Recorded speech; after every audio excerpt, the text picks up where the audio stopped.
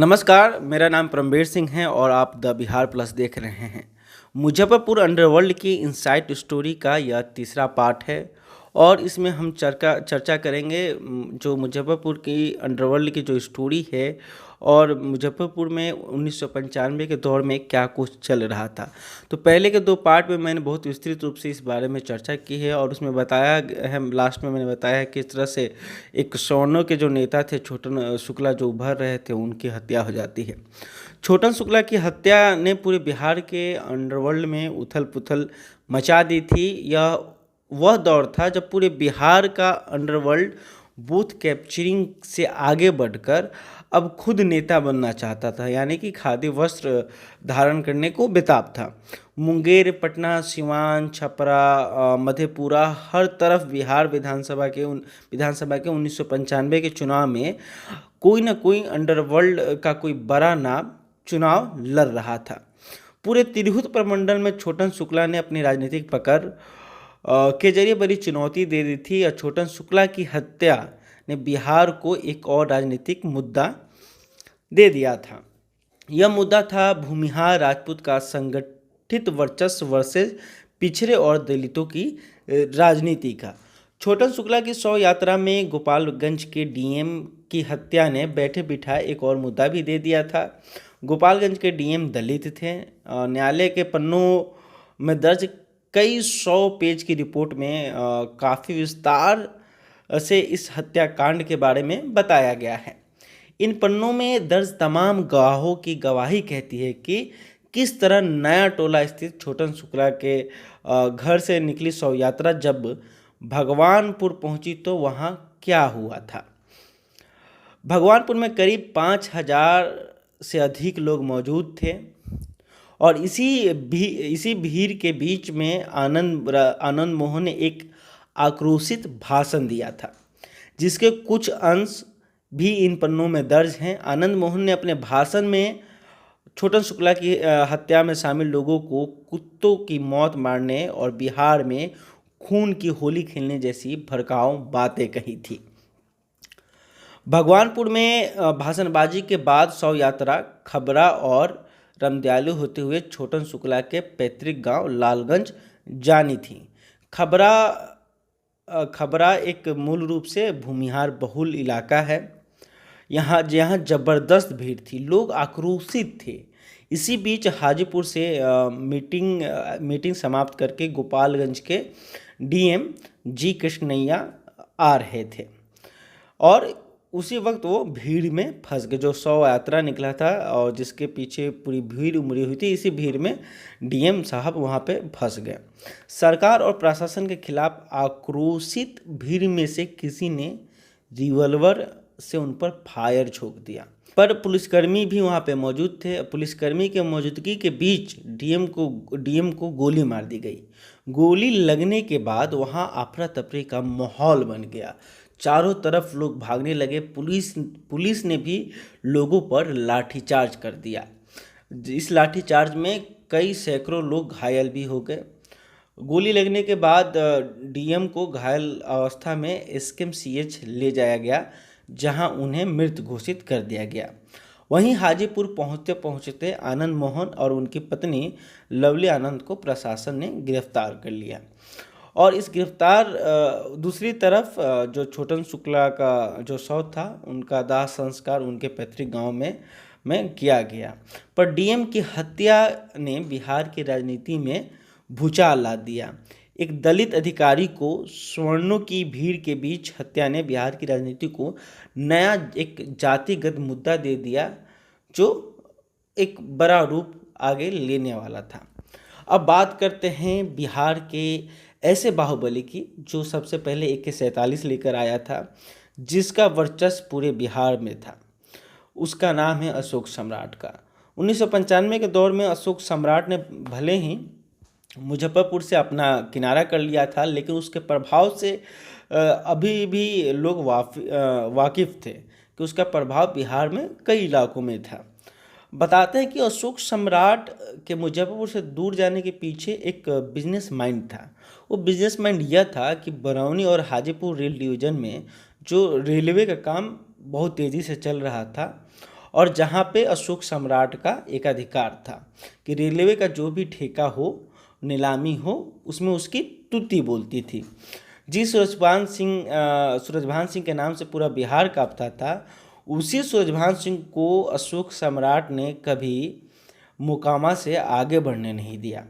अशोक सम्राट का असली नाम था अशोक राय।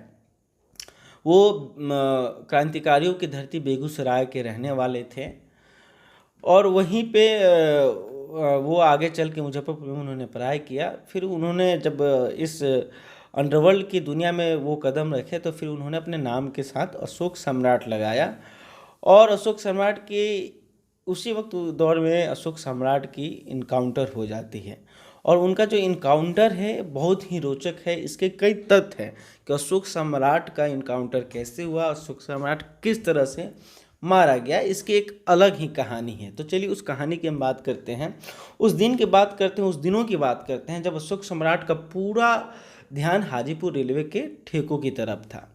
इसी दौरान वैशाली थाने में पोस्टिंग हुई इंस्पेक्टर शशि भूषण शर्मा की। उस समय शशि भूषण शर्मा की पहचान एक तेज तर्रार पुलिस इंस्पेक्टर के रूप में थी। हाजीपुर और आसपास के क्षेत्रों में क्राइम का ग्राफ लगातार बढ़ रहा था।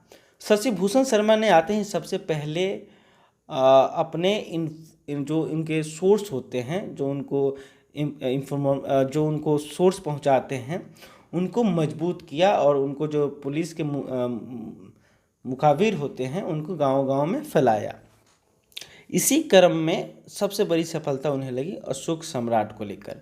पुलिस डायरी में दर्ज इतिहास के अनुसार शशि भूषण शर्मा ने एक करीबी इनकाउंटर में अशोक सम्राट को मार गिराया। इस घटना के बाद शशि भूषण शर्मा रातों रात हीरो बन चुके थे। इस सफलता पर उन्हें गैलेंट्री अवार्ड भी मिला। पर जिस अशोक सम्राट से पूरा बिहार कांपता था, उसे एक मामूली इंस्पेक्टर ने कैसे मार गिराया, यह किसी को समझ में नहीं आ रहा था। अंडरवर्ल्ड से जो अंदरूनी कहानी निकल कर आई वो चौंकाने वाली थी। दरअसल अशोक सम्राट ने भी खादी पहनने की चाहत पाल ली थी।